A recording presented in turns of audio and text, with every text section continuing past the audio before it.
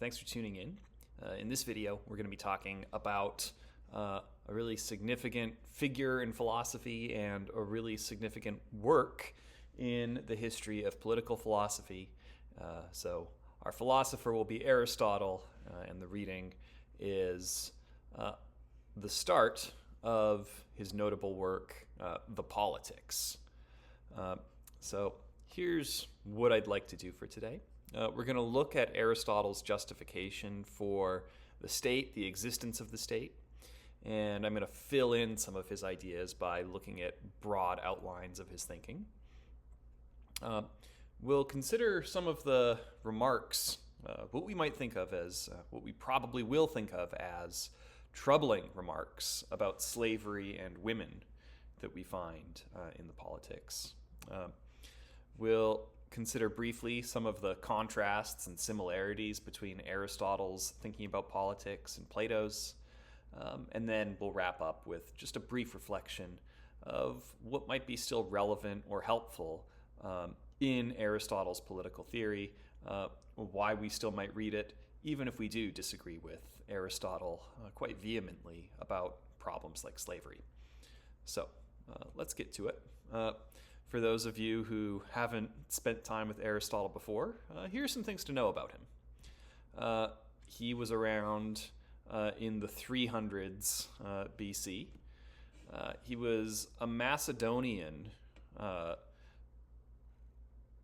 student of Plato. So he moved to Athens as a bright young person and went to learn and study with Plato at what's known as the Academy, which was the school that Plato founded. And Aristotle was a remarkably well-rounded thinker. It's sometimes said that Aristotle is perhaps the last person in the history of the world to know pretty much everything about everything. His expertise was wide-ranging and remarkable. Offered useful theories or influential theories in realms from biology to logic to rhetoric to ethics to metaphysics, theory of mind, politics, even art criticism. He was a true polymath. When Plato died, other people took over the academy. Aristotle wanted to, but he was not given the job, so he ended up founding his own school, the Lyceum. An interesting historical fact is he would eventually be the tutor for Alexander the Great, of course, the eventual general of the Greek military and king of Macedon, was a world historical winner of wars, as it were, did originally spend time as a student of Aristotle, remarkably. And we see all sorts of ways in which Aristotle was hugely influential. In fact, certain Arabic and Islamic scholars of mathematics and logic got their hands on some of Aristotle's works, and they did remarkable things by leaning on Aristotle. The other really notable thing is that in the 13th century, when Europeans got access to Aristotle's texts again, they eventually became a foundational intellectual touch point for Catholic theologians. So St. Thomas of Aquinas, perhaps the most important philosopher in the history of Catholicism, was profoundly influenced and intellectually indebted to Aristotelian metaphysics. So just a hugely important figure. We're going to be looking just at a little bit of Aristotle today. So what is the point of government? Another way of asking this question is, why do states exist? Why do cities exist? Why do countries exist? And to tie back to Martin Luther King Jr.'s question, why is it that some laws ought to be followed, some ought to be broken? King's answer was that we should break a law when it's unjust. We should follow it when it's just. And I think that what Aristotle is saying is kind of complementary. Because Aristotle said a human being is more of a political animal, and no animal has speech except a human being. So Aristotle is wise to the fact that animals like bees and dogs can work together in groups. But even though those animals are social, they're not political beings. Because he says, when humans use speech, what they do is they make clear what is beneficial or harmful, and hence also what is just and unjust. And it is community in this group of people that makes a household or a city-state.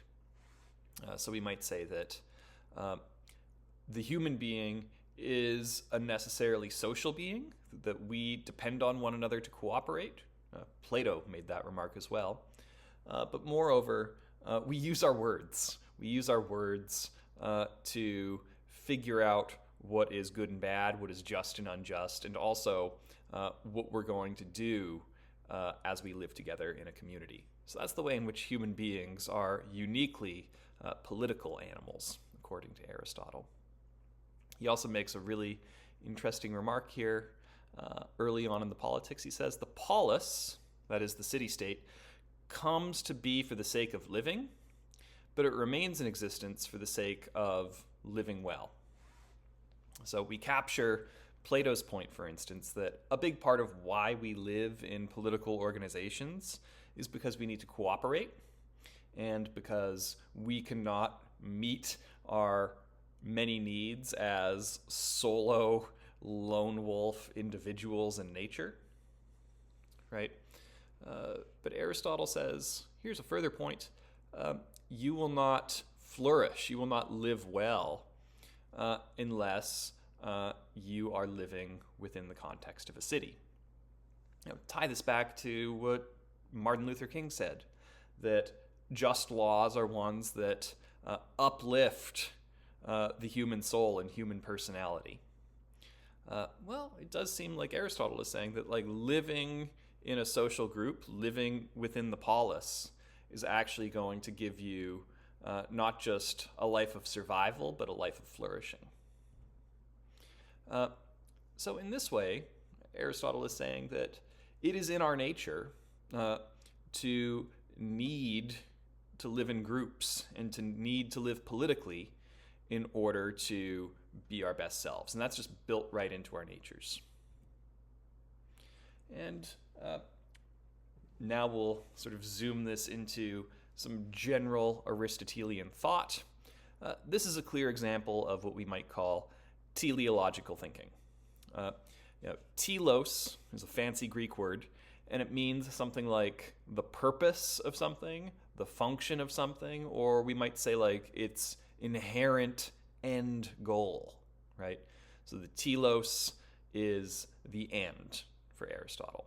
And we're going to say one of the ends of human nature is to live together in groups. Now, this brings us to like some general Aristotelian metaphysics. Here is like a quick overview of how Aristotle does what we call the four causes, right? So you can consider anything in this universe and we can ask, well, why is this thing here, right? Why is it that I am sitting here in a house right now? Well, we can answer that question with a bunch of answers that say, well, because of this, right? So one way that we can talk about why is there a house here, or why am I here in a house? Well, we could talk about the series of events that caused this house to be built. So, we might tell the story of how I think that this house was built in the 1950s. So how in the 1950s a hole was dug and a foundation was laid, and how eventually studs were put up and drywall was put up and lighting was put in and heating was put in and all those things, right? And then we could tell the story of like how I came to occupy this house, and how I came into this room to record this video today, right? So, we could talk about like a series of cause and effect events that bring something into being, right? So why am I here in this house? Well, there's a whole cause and effect story. Aristotle can also say, well, there's also the material cause. Why am I here in a house? Well, we could say because there are house materials. That would be there are bricks and wooden studs and nails and drywall all holding this structure together. Of course, if everything had just been built out of, paper or out of salt, the house that was built in the 1950s, or the attempt at a house that was attempted in the 1950s out of paper or salt, would no longer exist here in this year 2025, right? So not only did the right series of events happen, but it happened to the right kinds of stuff. We might also talk about the forms, right? So you could have all the materials for a house, but if you don't put them together in the right way, in the right structure, you're also not going to have a house. So not only do we have the right stuff for it, but we also have it in the right form. It's been structured correctly, right? Last thing we'll notice for Aristotle is he will also talk about why am I here in a house? Well, we could say that, because houses are good for certain kinds of things. So we could say, for instance, that it's better for me to be in this house than sitting on a bench in my backyard, because today it's quite a cold day here in North Carolina, right? It's right below freezing, not a great place for recording a video about philosophy. So we can see all of these things as like explanations of the question why, right? We could ask about the series of events, the materials that went into something, the structure that is being imposed on those materials, or we can talk about the function.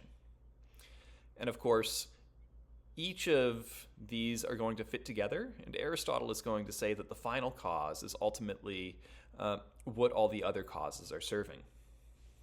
So for instance, the reason why this house is made out of wood and bricks and drywall instead of salt is because a house made out of salt, built in a pile of sand, let's say, is not going to provide the warmth and structure and protection from the elements that something made out of the right materials will.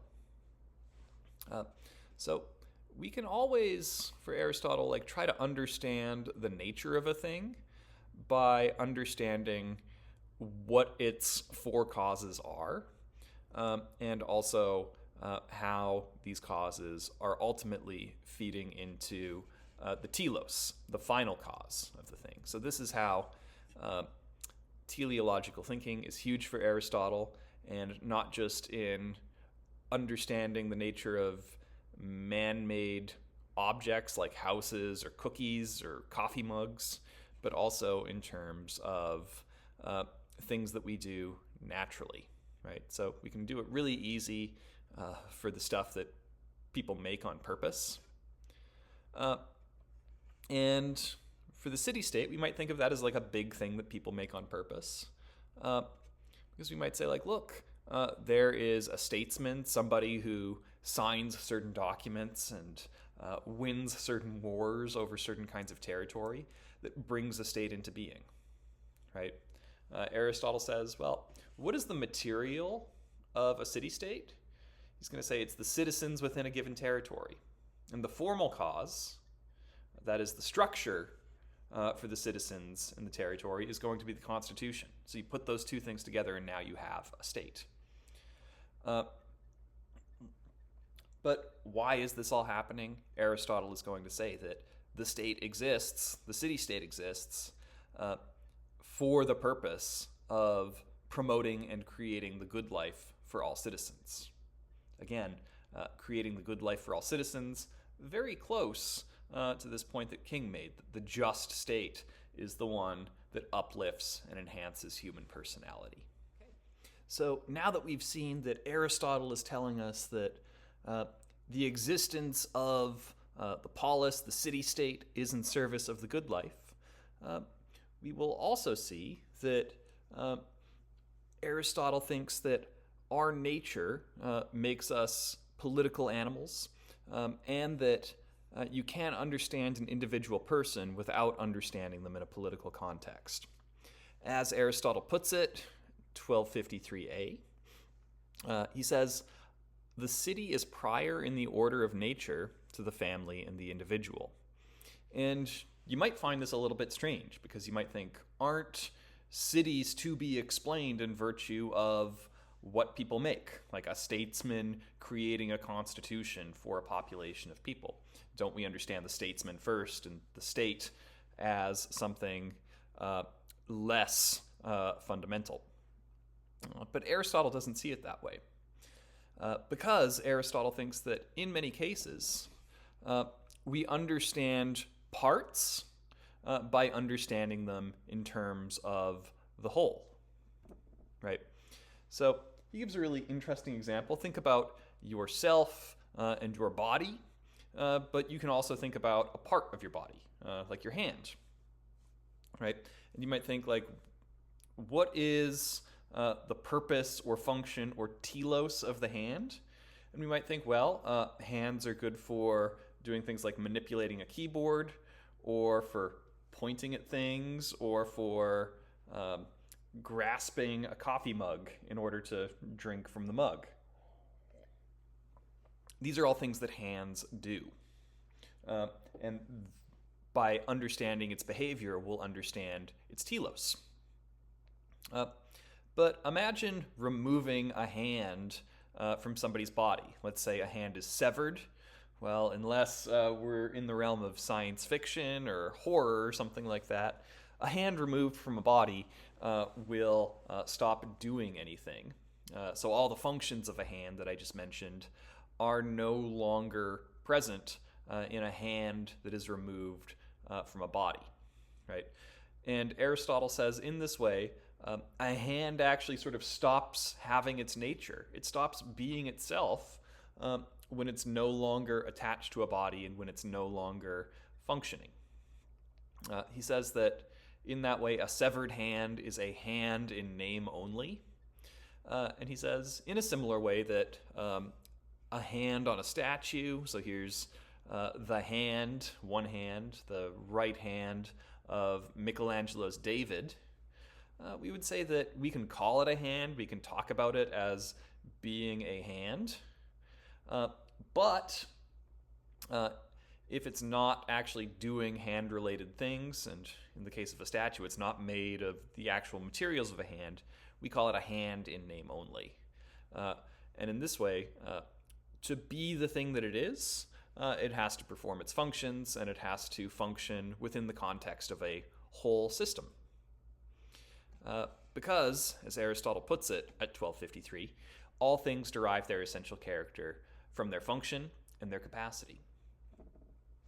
And he says this will apply not just to hands, but also to individuals. So if you want to live a truly human life, you have to live within social groups, and you have to live within a political context. Here's how Aristotle puts it. This is fascinating. He says, the man who is isolated, who is unable to share in the benefits of political association, must be, as he puts it, like either less than human or more than human. The less than human is to live without political associations that would make one a beast. You know, we could imagine how, like, a lone wolf is literally a beast in nature that doesn't do politics, but simply fends for itself on its own. Or a god, right? You would have to be some sort of godlike being in order to enjoy the benefits of political association without actually working in a group with others. You would have to have more power and more capability than any human actually has. So in this way, it feeds back into Aristotle's suggestion that to be political is, in a certain sense, like not optional for you as a human being, because just like eating and exercising and thinking are part of what it means to be human. Also, living in a political world and participating in politics is also part of your nature. So we can ask this question of like whether we're getting an argument that the state is worthy of our respect, that we should follow its rules and sometimes its regulations, which might even be restrictive in some cases. And I'm going to say there might be an argument for why you have to follow the law, why states should exist. So here's an attempt at reconstructing an argument from what we've seen in Aristotle. First premise, it's part of human nature to engage in politics. If you're not engaging in politics, you would be either a beast or a god. 2, if it's part of human nature to engage in politics, then the formation of the polis is a necessary condition for living the best life.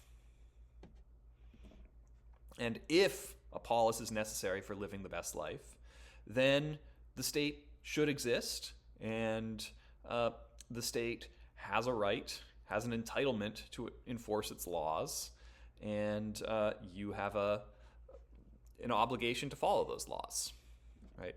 So with this logic, if human nature is inherently political, and if that inherent political nature in us is sufficient for the existence and authority of states, then it would seem like that gets us to our conclusion that states should exist and have a certain authority over us.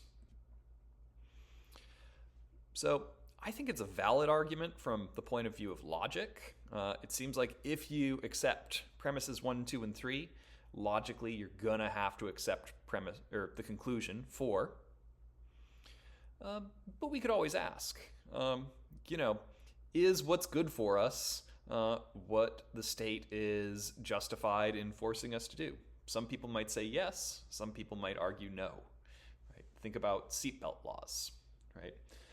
But many people also think that the government doesn't have the right to make us exercise, for instance, even though it would be good for us, right?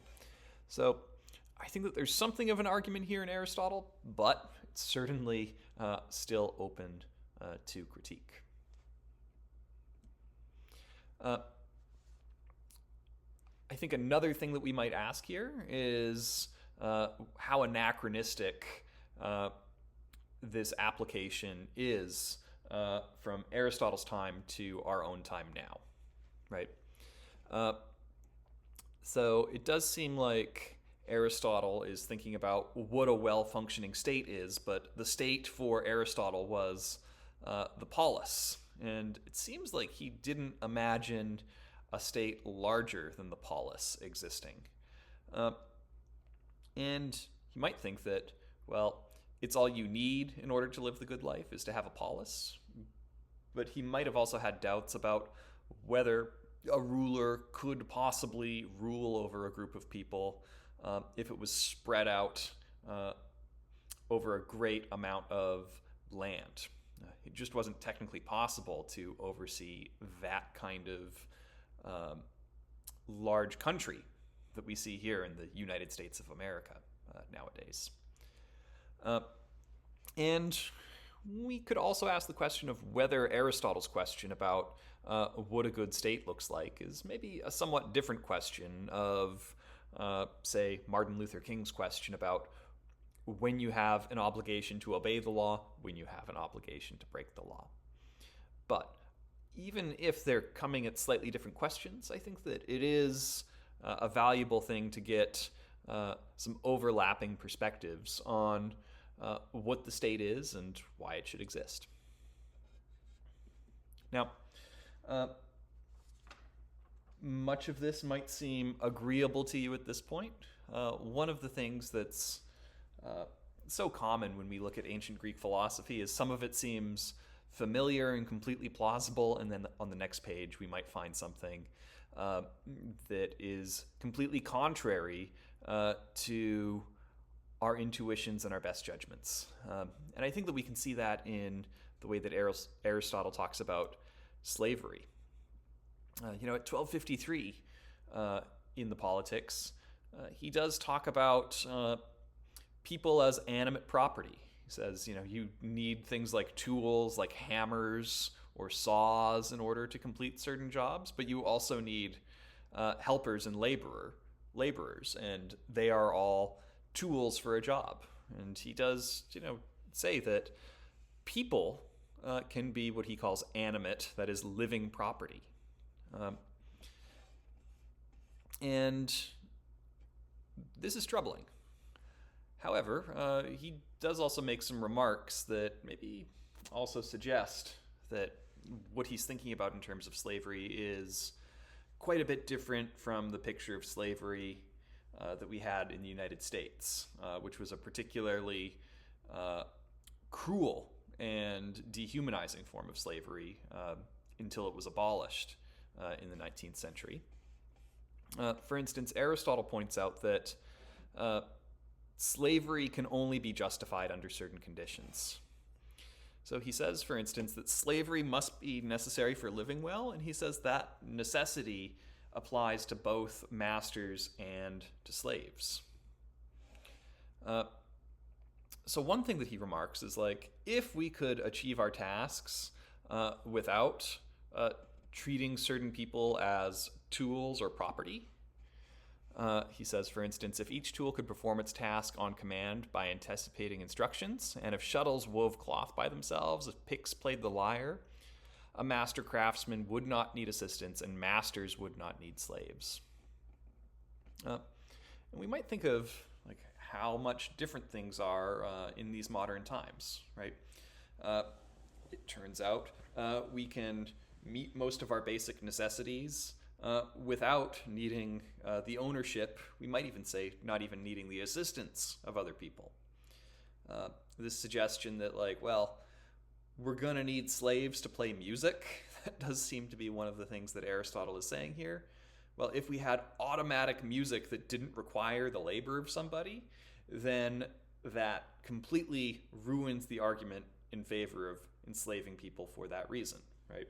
Because nowadays we can just pull out our phone, or we can put a record on the record player, and all of a sudden there's music, right? Weaving can be automated.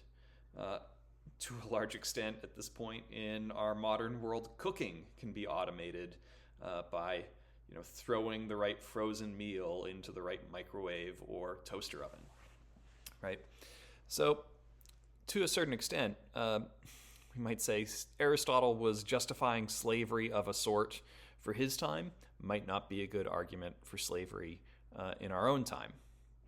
We might also notice that in a contemporary realm, people who are doing necessary labor don't have to be owned by other people, right?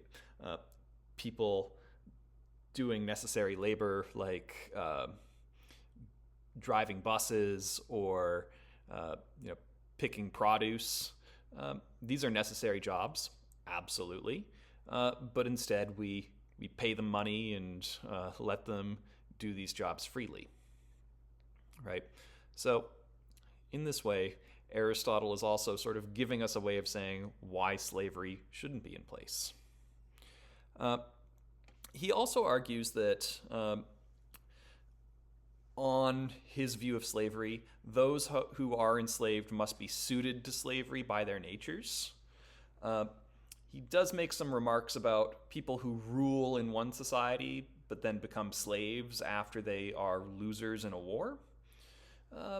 So he does say that maybe there can be some shift for some people between being a master at one point and a slave at the next. Although Aristotle does also seem to say that, oftentimes losers in war end up losing the war because they lacked something good in them. Again, this is a problematic view. But Aristotle is trying to say we can only justify slavery if we believe that some people are suited to a role of being ruled instead of ruling others and ruling themselves. Now, our modern view might say something like this: look, we are all at a level of equality, and nobody in their nature deserves to be ruled over by another. So again, Aristotle is giving us an out and for arguing why slavery shouldn't exist. He also points out the relation of the ruler and the ruled is one of those things which are not only necessary but beneficial. It would seem in this case, what Aristotle is telling us is that in a system where we have some ruling and others being ruled over, it should be something that actually is beneficial for both. So again, I said Aristotle's view on slavery seems to be quite different from the view of slavery that we see in the American chattel slavery system that lasted up until the middle of the 19th century. And the obvious point would be people enslaved in the history of America had their dignity and well-being violated and disregarded in profound and obvious ways. So again, it seems like Aristotle, if he's going to be comfortable with slavery, thinks that it's only going to work if we can imagine some people who are not leaders in the community to do manual labor, who don't participate in reason all that much, and who are more or less happy with their situation. Now, I'll leave it to you to consider whether such a situation is possible at all. We should also notice in the reading from these early books of Aristotle's Politics, he makes similar claims about women. For instance, that it is in their nature to be ruled over rather than to rule, and that women benefit from being in this position of being ruled rather than ruling. But I think that these things are worth talking about, worth reflecting about, and we can realize that there might be some valuable insights within Aristotle's Politics, but there are also things that are very worthy of criticism and which might be repugnant to some of our first moral principles. Just coming to the end, let's draw some comparisons with Plato. So both Aristotle and Plato make this remark that the soul should rule over the body. As Plato puts it, Plato is thinking that reason should be ruling over your appetites and it should be guiding your spirit, right? So the idea is in Aristotle, in the way that he says that if we think about this ruler and ruling relationship and being ruled relationship, he thinks that the body should be ruled over by the soul. So they do both have this idea that reason has a certain kind of supremacy to it. Both Plato and Aristotle think that one of the jobs of the state is to make you a morally good person.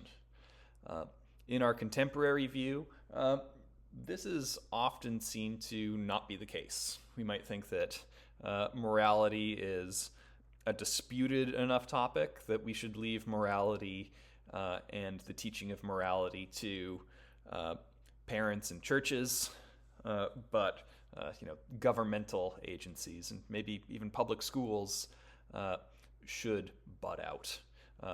Plato and Aristotle will take the opposite view that moral virtue is to be promoted by the state.